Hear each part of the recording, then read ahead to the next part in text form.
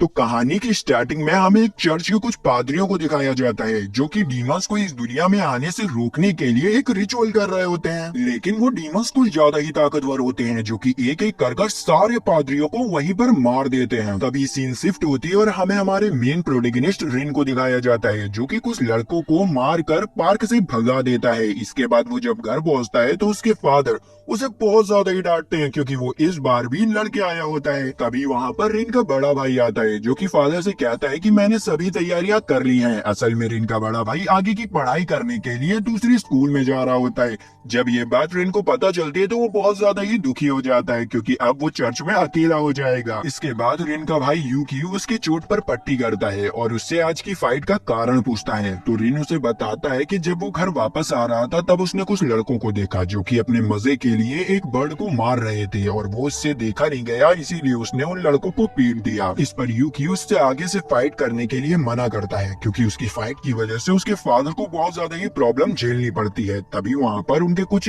साथी आ जाते हैं जो कि रिन को याद दिलाते हैं कि आज उसका इंटरव्यू है और उसे कुछ कपड़े देते हैं पहनने के लिए ताकि वो उन्हें पहनकर जॉब इंटरव्यू अच्छे से दे सके। तो रिन उन कपड़ों को पहन लेता है और जल्दी से जॉब इंटरव्यू के लिए निकल जाता है। वहाँ पहुँचने पर उसकी बॉस सबसे पहले उसे कुछ काम देती है ताकि वो उसके काम को देखकर उसे जॉब के लिए सेलेक्ट कर सके। यहाँ पर रिन सभी कामों को करने लगता है लेकिन वो किसी भी काम को सही तरीके से कर ही नहीं पा रहा होता है, जिस वजह से उसकी बॉस उसे बहुत ज्यादा ही डांटते हैं। इसलिए वो बहुत ज्यादा ही निराश होकर एक जगह बैठ जाता है। तभी वहाँ की शेफ रिन को खाना टेस्ट करने के लिए देती है जो कि सही में बहुत ज्यादा ही बुरा होता है। तो रिन उनसे कहता है कि क्या मैं खाना बना सकता हूँ, जिस पे वो एग्री कर देती है। तो यहाँ पर रिन खाना बनाने लगता है। तो उसके खाने की महक सुनकर उसके स्टॉल पर बहुत ज्यादा ही भीड़ लग जाती है। भीड़ देखते हुए वहाँ पर बॉस भी आ जाती है और रिन के बनाए हुए खाने को टेस्ट करते हैं जो कि उन्हें सही में बहुत ज्यादा ही टेस्टी लगता है। तो वो रिन को जॉब के लिए सेलेक्ट कर देते हैं। रिन को बहुत ज्यादा ही अच्छा लगता है और वो जल्दी से अपने घर पर फोन कर बता देता है कि उसकी जॉब का सिलेक्शन हो चुका है। ये सुनकर उसका भाई बहुत खुश होता है और उसके फादर रिन को घर जल्दी आने के लिए कहते हैं क्योंकि उन्होंने यूकी के लिए फेयरवेल पार्टी रखी होती है। यहाँ पर रिन उनसे बात करने के बाद वापस से काम पर जाने लगता है। तभी उसे एक लड़की दिखती है जो कि अपने स्कार्फ को पकड़ने की कोशिश कर रही होती है। तो रिन उस बच्ची की मदद करता है और उस स्कार्फ को पकड़ लेता है।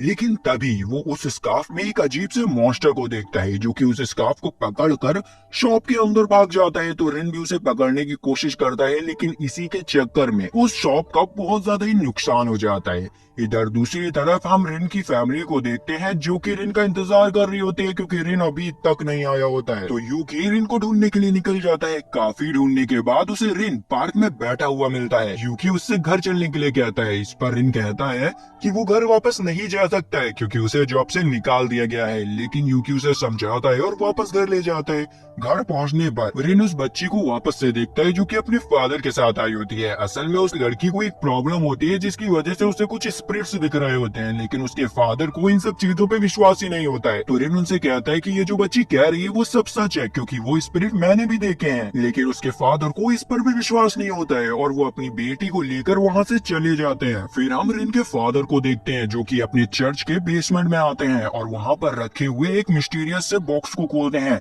जिसमें की एक स्वॉर्ड होती है। स्वॉर्ड को देखकर वो काफी ज्यादा ही घबरा जाते हैं क्योंकि वो स्वॉर्ड एक्टिवेट हो चुकी थी। फिर हमें अगले दिन की सीन दिखाई जाती है जहाँ पर रिन सोकर उठता है और उसे अपने भाई का लेटर मिलता है। यहाँ पर यूकी उससे बिना मिले ही अपनी नई एकेडमी के लिए निकल गया था, लेकिन इससे रिन को बिल्कुल भी फर्क नहीं पड़ता है और वो बाहर घूमने के लिए निकल जाता है। बाहर पहुँचने पर वो देखता है कि आसमान में कुछ अजीब सी चीजें उड़ रही हैं, लेकिन सबसे ज्यादा अजीब उसे तब लगता है जब उसे ये पता चलता है कि इन सब चीजों को वही सिर्फ देख पा रहा है। तभी रिन के पास वही लड़के आ जाते हैं जिन्हें की रिन ने उस रात को मारा था। वो लड़के रिन के बारे में और उसके भाई के बारे में बहुत गलत सलत कहने लगते हैं। ये चीज रिन से सुनी नहीं जाती और वो उन्हें पीटने लग जाता है। तभी जो आसमान में चीजें उड़ रही होती हैं वो उस बंदे के अंदर जाने लगती हैं और वो अचानक से एक मॉन्स्टर में बदल जाता है। रिन उसे देखकर बहुत ज्यादा ही डर जाता है और सोचने लगता है कि आखिर इसे क्या हो गया। तभी उस लड़के के साथ ही रिन को पकड़ लेते हैं और वो लड़का रिन को जान से मारने ही वाला होता है कि तभी रिन गलती से अपनी पावर को एक्टिवेट कर लेता है और उसके अंदर से ब्लू कलर की फ्लेम निकलने लगती है। ये देखकर वो लड़का रिन को यंग मास्टर कहकर बुलाने लगता है और उसे बताता है कि वो द डीमन लॉर्ड सैटर्न का बेटा है। ये सुनते ही रिन बहुत ज्यादा ही हैरान हो जाता है और तभी वहाँ पर उसके फादर आ जाते हैं और उस लड़के की बॉडी से उस शैतान को बाहर निकाल देते हैं। इसके बाद रिन के फादर उसे बताते हैं कि इस दुनिया में दो डायमेंशन होती हैं, एक में ह्यूमन रहते हैं और दूसरे में डीमन रहते हैं, जिन्हें कि हम डीमन वर्ल्ड कहते हैं। और वो डीमन इस दुनिया में आने के लिए कुछ इंसानों का यूज करते हैं और वो उसे ये भी बताते हैं कि तुम सही में एक डीमन के बेटे हो। इसके बाद रिन के फादर रिन को लेकर वहाँ से भागने लग जाते हैं क्योंकि रिन के पीछे बहुत सारे स्पिरिट्स पड़ गए थे। अभी उनका सामना कुछ ज़ॉम्बी डॉग से होता है, जिन्हें कि रिन के फादर होली वाटर फेंक कर बेहोश कर देते हैं और वहाँ से निकल लेते हैं। इधर दूसरी तरफ हम उसी बुरे लड़के को देखते हैं जो कि अब बिल्कुल ठीक हो चुका था, लेकिन कुछ देर बाद उसके ऊपर वापस से डीमन काबू कर लेता है और वो फिर से एक मॉन्स्टर बन जाता है और रिन को ढूंढने के लिए निकल जाता है। यहाँ पर रिन और उसके फादर चर्च पहुँच जाते हैं। रिन के फादर अपने साथियों से चर्च के चारों तरफ होली बैरियर लगाने को कहते हैं ताकि कोई भी मॉन्स्टर चर्च के अंदर ना आ पाए। फिर रिन के फादर रिन को लेकर बेसमेंट में आ जाते हैं और उसे वही स्वॉर्ड दिखाते हैं जिसमें कि रिन की सारी पावर्स सील थी। रिन के फादर उसे ये स्वॉर्ड देते हुए कहते हैं कि चाहे कुछ भी हो जाए, तुम इस स्वॉर्ड को इसकी मयान से कभी मत निकालना, क्योंकि तुम अगर ऐसा करोगे तो तुम कभी भी अपने ह्यूमन फॉर्म में नहीं आ पाओगे। ये सुनकर रिन अपने फादर से पूछता है कि क्या मेरा भाई भी एक डीमन है। इस पर उसके फादर कहते हैं हाँ, लेकिन उसके पास कोई भी डीमन पावर्स नहीं है, क्योंकि जब उसका जन्म हुआ था तब वो बहुत ज्यादा ही कमजोर था, इसी वजह से उसे कोई भी डीमन पावर्स नहीं मिली। वो ये सब बातें कर ही रहे होते हैं कि तभी चर्च के बाहर वही डीमन आ जाता है और वहाँ पर खड़े एक ट्रक ड्राइवर को मारकर उसके ट्रक से चर्च के सारे बैरियर्स को तोड़कर सीधे अंदर घुस जाता है और रिन को अपने साथ ले जाने की कोशिश करता है, पर सभी प्रीस्ट उसके ऊपर होली वाटर डाल देते हैं जिससे कि उसकी बॉडी जलने लगती है। और इसी चीज का फायदा उठाकर रिन के फादर रिन को बेसमेंट में बंद कर देते हैं और अकेले ही उस मॉन्स्टर से लड़ने चले जाते हैं। यहाँ पर चर्च का बैरियर टूट जाता है, इसीलिए बहुत सारे स्पिरिट्स चर्च के अंदर आ जाते हैं। इसी दौरान हमें यूकी को दिखाया जाता है जो कि घर पर कॉल करने की कोशिश करता है, लेकिन कोई भी उसका कॉल नहीं उठाता है, तो उसे कुछ गड़बड़ लगती है। इधर सभी प्रीस्ट अपनी जान की बाजी लगाकर डीमन से लड़ रहे होते हैं, लेकिन वो डीमन बहुत ज्यादा ही ताकतवर होता है और वो उन्हें आराम से हरा देता है।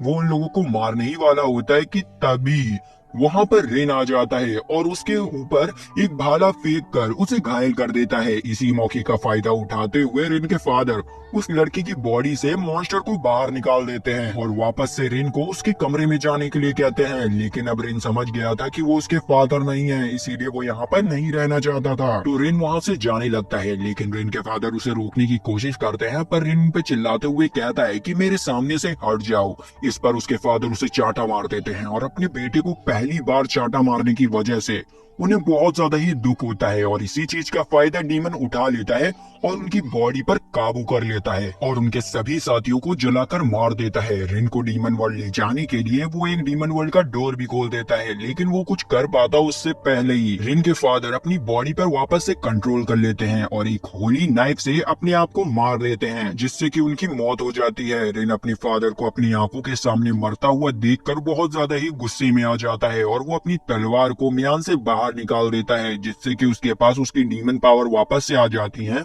और वो अपने डीमन फॉर्म में आकर डीमन डोर को वापस से बंद कर देता है। तभी वहाँ पर यूकी आ जाता है और अपने फादर को मरा हुआ पाता है। इसके बाद हमें फ्यूनरल वाले दिन की सीन दिखाई जाती है, जहाँ पर रिन अपने फादर को याद कर बहुत ज्यादा ही रो रहा होता है। इसके कुछ दिनों बाद रिन मेफिस्टो नाम के एक आदमी से मिलने के लिए जाता है, लेकिन रिन इस बात को लेकर थोड़ा परेशान होता है कि अभी तक उसके भाई ने उससे उस रात के हादसे के बारे में कुछ भी नहीं पूछा था। तभी हमें यूकी को दिखाया जाता है जो कि अपने फादर की ग्रेव पर फूल रखने आया होता है। इधर रास्ते में रिन की मुलाकात मेफिस्टो से होती है, जो कि उसे लेने ही आया होता है। मेफिस्टो उसे बताता है कि वो ट्रू कॉस एकेडमी का प्रिंसिपल है और अब से रिन भी उसी एकेडमी में पढ़ेगा। ये सुनकर रिन बहुत ज्यादा ही चौंक जाता है, क्योंकि उसका बड़ा भाई यूकी भी उसी एकेडमी में पढ़ता है। तभी वहाँ पर यूकी भी आ जाता है और वो दोनों ही मेफिस्टो के साथ ट्रू कॉस एकेडमी के लिए निकल जाते हैं। थोड़ी देर की सफर के बाद वो लोग ट्रू कॉस एकेडमी में पहुँच जाते हैं, जो कि सही में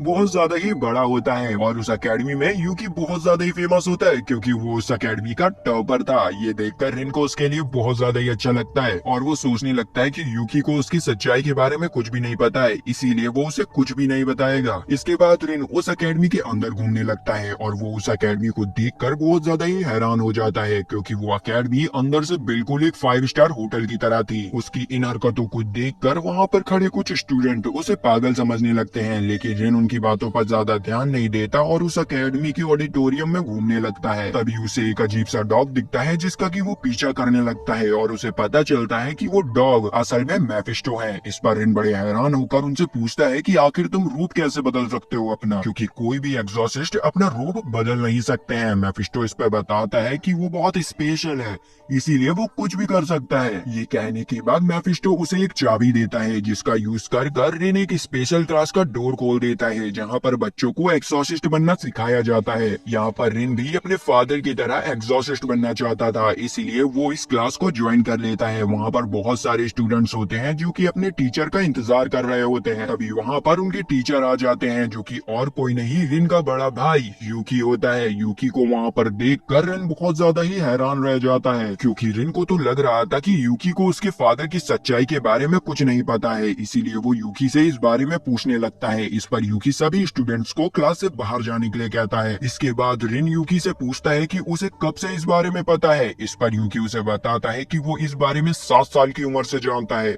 और उसके फादर ने ही उसे एग्जॉर्सिस्ट बनने के लिए कहा था। ये जानने के बाद रिन को बहुत ज्यादा ही गुस्सा आता है और वो सोचने लगता है कि उसके भाई को उसके डीमन होने के बारे में सब कुछ पहले ही से पता था, लेकिन कभी भी उसने उसे बताने की कोशिश नहीं की। इस पर गुस्से में आकर रिन यूकी का कॉलर पकड़ लेता है और इसी चक्कर में यूकी के हाथ से गंदे ब्लड से भरी हुई ट्यूब टूट जाती है और उसकी महक सूंघकर वहाँ पर बहुत सारे लो लेवल के डीमंस आ जाते हैं जिनसे यूकी लड़ने लगता है और वो रिन से बताता है कि वो उससे नाराज है क्योंकि उसकी एक गलती की वजह से ही उनके फादर की डेथ हुई थी। ना रिन उन्हें छोड़ के जाने की बात करता और ना ही उनकी डेथ होती। यूकी के मुंह से ये सब सुनकर रिन को अपनी गलती का एहसास होता है और वो यूकी से अपनी गलती की माफी मांगता है और वो यूकी के पीछे के बहुत बड़े मॉन्स्टर को मारकर उससे कहता है कि अब वो उससे भी ज्यादा ताकतवर बनेगा और वो डीमन किंग को मारकर अपने फादर की मौत का बदला लेगा। इसके बाद रिन और यूकी के बीच में वापस से दोस्ती हो जाती है। फिर रिन अपने रूम पर जाता है जहाँ उसे यूकी से पता चलता है कि आज से वो भी उसी के साथ रहने वाला है। ये सुनकर रिन बहुत ज्यादा ही चौंक जाता है। इसके बाद हमें अगले दिन की सीन दिखाई जाती है जहाँ पर रिन और यूकी एकेडमी की एग्जॉर्सिस्ट शॉप पर जा रहे होते हैं, क्योंकि यूकी को शॉप की ओनर से एक रिक्वेस्ट आया होता है कि उनकी बेटी के पैरों में कुछ अजीब सा हो गया है। जब यूकी वहाँ पहुँचता है तो वो उनकी बेटी के पैरों को चेक करता है और बताता है कि किसी डीमन ने इस लड़की के पैरों पर कर्ज दे दिया है, इसी वजह से इसके पैर खराब हो गए हैं और वो डीमन भी उसी गार्डन में कहीं छुपा हुआ है। तो यूकी सोमा को उस गार्डन से बाहर ले जाने की कोशिश करता है,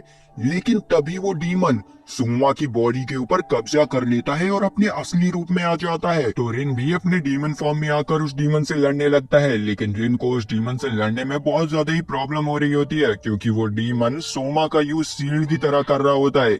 इसीलिए यूकी उस डीमन को सोमा से अलग करने के लिए सोमा के ऊपर एक नकली होली बुलेट से फायर कर देता है। जैसे ही वो बुलेट सोमा को लगती है वैसे ही डीमन डर जाता है और सोमा को अपने आप से अलग कर देता है। इसी चीज का फायदा उठाकर रिन उसके ऊपर अपनी स्वॉर्ड से बस एक अटैक करता है और उसे खत्म कर देता है। अब डीमन के खत्म होने के बाद सोमा वापस से ठीक हो जाती है और वो भी रिन और यूकी से इंस्पायर होकर एक एग्जॉर्सिस्ट बनने का फैसला करती है। इसलिए वो अगले दिन ही रिन की एकेडमी में एडमिशन ले लेती है। इसके बाद हमें कुछ दिनों बाद की सीन दिखाई जाती है जहाँ पर रिन क्लास में बार बार सो रहा होता है और रिन की ऐसी हरकतों को देखकर सुगारू नाम के लड़के को उसके ऊपर बहुत ज्यादा ही गुस्सा आ रहा होता है। तभी वहाँ पर यूकी आ जाता है जो कि सभी स्टूडेंट्स के पिछले टेस्ट का रिजल्ट लाया होता है और उसमें से सबसे कम नंबर रिन के होते हैं, जिन्हें देखकर वो बहुत ज्यादा ही दुखी हो जाता है। तभी सुगारू रिन को अपना रिजल्ट दिखाते हुए उसका मजाक उड़ाने लगता है, क्योंकि पूरी क्लास में उसके नंबर सबसे बढ़िया आए होते हैं, जिस वजह से उन दोनों के बीच में लड़ाई होने लगती है और यूकी को उन दोनों को अलग करना पड़ता है। इसके बाद उन सभी की फिजिकल की क्लास स्टार्ट होती है जहाँ पर बच्चों के पीछे एक फ्रॉग मॉन्स्टर को भगाया जाता है और उस क्लास में रिन सुगारू से बहुत अच्छा परफॉर्म कर रहा होता है। ये देखकर सुगारू को रिन से जलन होने लगती है और वो गुस्से में आकर रिन को एक लात मार देता है, जिससे कि रिन जमीन पर गिर जाता है। लेकिन तभी जो फ्रॉग मॉन्स्टर उन लोगों के पीछे भाग रहा होता है वो सुगारू को खाने की कोशिश करता है, पर सही समय पर टीचर टीचर उसे पीछे खींच लेते हैं और सुगारू की जान बचा लेते हैं। यहाँ पर रिन उठकर सुगारू से लड़ने लगता है क्योंकि उसने उसे लात मारी थी। उन्हें लड़ता हुआ देखकर टीचर उन दोनों को एक दूसरे से अलग करते हैं और सुगारू को कोने में ले जाकर समझाने लगते हैं। और दूसरी तरफ सुगारू को दोस्त रिन से सुगारू की तरफ से माफी मांगते हैं। इस पर रिन उनसे पूछता है कि आखिर सुगारू एग्जॉसिस्ट क्यों बनना चाहता है। तो वो लोग बताते हैं कि वो तीनों ही एक बहुत पुराने टेम्पल से आए हैं जिसकी हालत अब बहुत ज्यादा ही खराब हो चुकी है, क्योंकि आज से 16 साल पहले उस टेम्पल में रहने वाले कुछ पुजारियों ने डीमन किंग सैटर्न को मारने के लिए एक रिचुअल किया था। लेकिन सैटर्न कुछ ज्यादा ही ताकतवर था और उसने उल्टा उन सभी पुजारियों को मार दिया। लेकिन उनमें से कुछ बच गए हैं जो कि अभी भी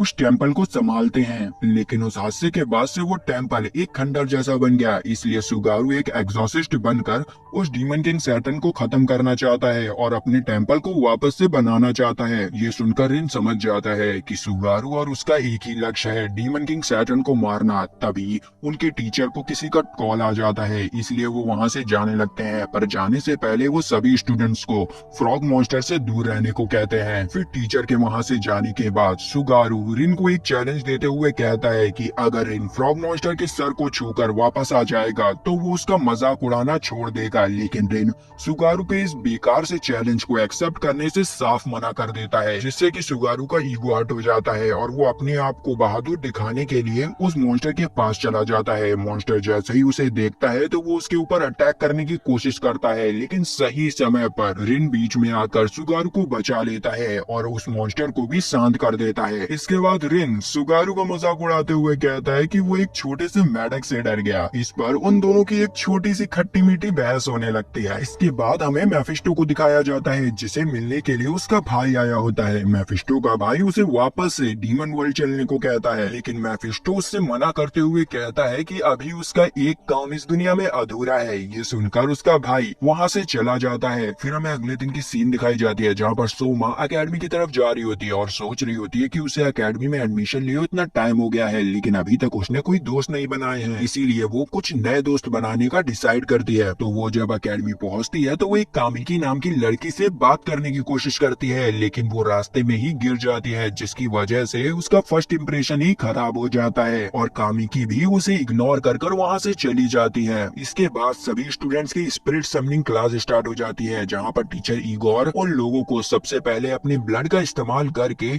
स्पिरिट को समन करने का तरीका बताते हैं और फिर वो सभी स्टूडेंट्स को एक समनिंग पेपर देते हैं, जिसका यूज कर वो अपने स्पिरिट्स को समन करेंगे। यहाँ पर सबसे पहले कामिकी अपने स्पिरिट्स को समन करने की कोशिश करती है और वो अपने पहले ही ट्राई में 2 हाई लेवल के स्पिरिट्स को समन कर लेती है। ये देखकर इगोर सेंसे कामिकी की बहुत ज्यादा ही तारीफ करते हैं। तभी सोमा भी एक क्यूट से स्पिरिट को समन कर लेती है और सोमा का स्पिरिट काफी ज्यादा ही रेयर होता है, जिसे देखकर कामिकी को सोमा से जलन होने लगती है। लेकिन वहीं दूसरी तरफ सोमा सोच रही होती है कि शायद अब कोमिकी उसे अपना दोस्त बना ले, पर कोमिकी उसे इग्नोर कर वहाँ से जाने लगती है। तो सोमा उसे रोकती है और कोमिकी को उसका दोस्त बनने के लिए कहती है। इस पे कोमिकी सोमा के भोलेपन का फायदा उठाती है और उसे अपना बैग उठाने के लिए कहती है, जिस पर सोमा मान जाती है। ये सब दूर से खड़े होकर रिन देख रहा होता है और उसे सोमा के लिए बहुत बुरा लगता है। इसके बाद से कोमिकी अपना सारा काम सोमा से कराने लगती है और सोमा भी बिना कोई सवाल के उसका सारा काम करने लगती है, जो कि रिन को बिल्कुल भी पसंद नहीं आता है। और फिर जब सभी लड़कियां नहाने जा रही होती हैं तो वो सोमा को अपने साथ नहीं ले जाती हैं और कोमोकी सोमा को उसके लिए एक मिल्क शेक लाने के लिए कहती है।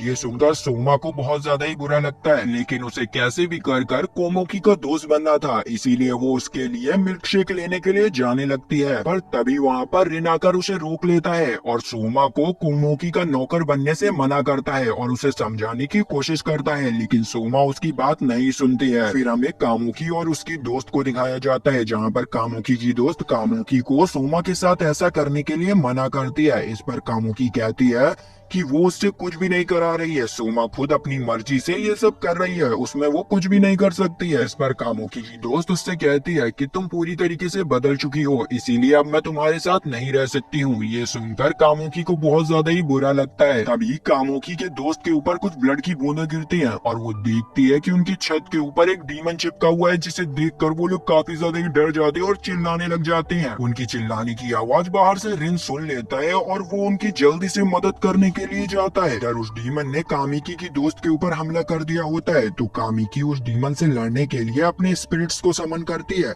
लेकिन अपने दोस्त को अपने सामने इतना घायल पड़ा हुआ देखकर उसका दिल कमजोर हो जाता है, जिस वजह से उसके स्पिरिट उसी के ऊपर हमला करने लग जाते हैं। लेकिन सही समय पर रिन आकर उसे बचा लेता है और वो डीमन से लड़ने के लिए तैयार हो जाता है, लेकिन वो अपनी पावर्स का यूज कामिकी के सामने नहीं कर सकता था, इसीलिए वो बिना पावर्स का यूज किए ही उस डीमन से लड़ने लगता है। लेकिन वो डीमन रिन के ऊपर काफी ज्यादा ही भारी पड़ रहा होता है, तो रिन अपनी पावर्स को यूज करने का फैसला करता है, लेकिन तभी वहाँ पर यूकी आ जाता है और उस डीमन को भगा देता है। यहाँ पर सोमा अपनी स्पिरिट का यूज कर एक हीलिंग मेडिसिन बनाती है और कामिकी की दोस्त को वापस से ठीक कर देती है। इस डीमन वाले इंसिडेंट से कामिकी काफी ज्यादा ही डर जाती है, इसीलिए वो कोने में बैठकर रोने लगती है। लेकिन रिन उसे कुछ पहनने के लिए कपड़े देता है और उसे शांत रहने के लिए कहता है।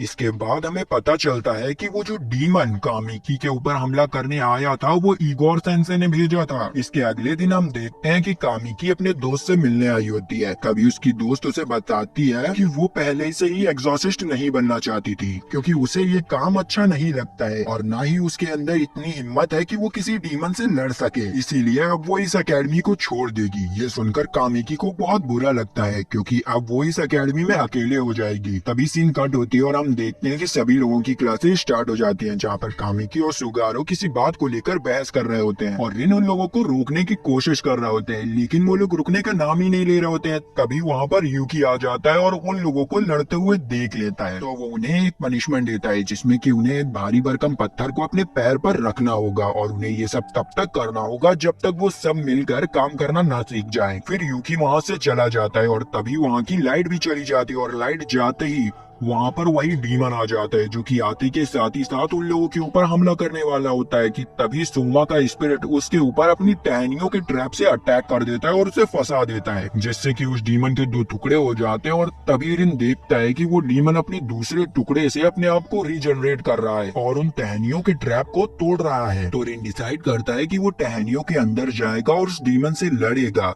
और वो वहाँ पर अपनी पावर्स को आसानी से यूज भी कर पाएगा। यहाँ पर रिन उन टहनियों के अंदर पहुंच जाता है और उन डीमंस में से एक को उस रूम से बाहर ले आता है, लेकिन अभी भी एक डीमन उस रूम में था, जो कि धीरे धीरे कर रिन के दोस्तों के तरफ बढ़ रहा था, जिस पर रिन के सभी दोस्त मिलकर उस डीमन से लड़ने का फैसला करते हैं। इसके लिए सिगारू और कोने का मारू एक स्पेल पढ़ने लगते हैं, जिससे कि वो उस डीमन को मार सके। इधर रिन अकेडमी की लाइट वापस लाने के लिए लाइट बोर्ड तक पहुंच जाता है, लेकिन वो जब तक कुछ कर पाता उससे पहले ही वो डीमन वहां पर आ जाता है और रिन के ऊपर अटैक कर देता है। लेकिन इस बार रिन भी अपनी पावर्स का यूज करने लगता है। तभी वहां पर इगोर सेंसे आ जाते हैं, जो कि उस डीमन से रिन को जान से मारने के लिए कहते हैं, लेकिन हमारा बंदा ऐसे ही थोड़े मरने वाला था।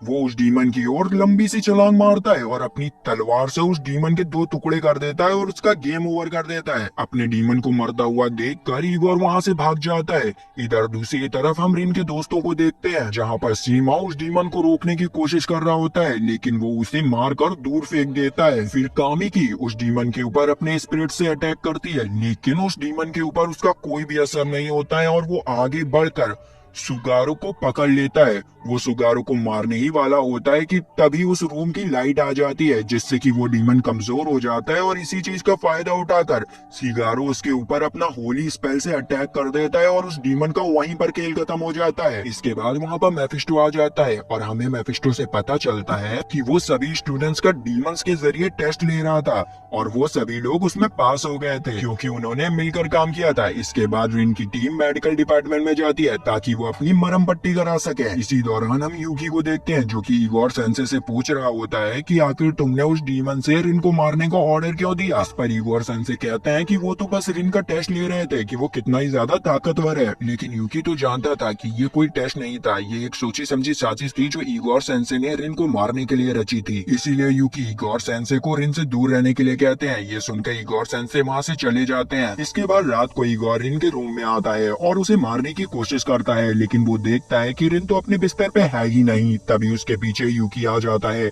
और उसे बताता है कि उसे पहले ही से पता था कि ऐसा कुछ होने वाला है, इसीलिए उसने रिन को कहीं और शिफ्ट कर दिया है। अब सबसे बड़ा सवाल आता है कि इगोर सेंसे रिन को मारना क्यों चाहते हैं? क्या उसने उनकी फैमिली को पीला है या कुछ और ही झमेला है? यह हमें पार्ट 2 में पता चलेगा। तो इसके लिए लाइक सब्सक्राइब घंटा दबाइए, हमारी फैमिली में आ जाइए। तो मिलते हैं नेक्स्ट वीडियो में, बाय बाय।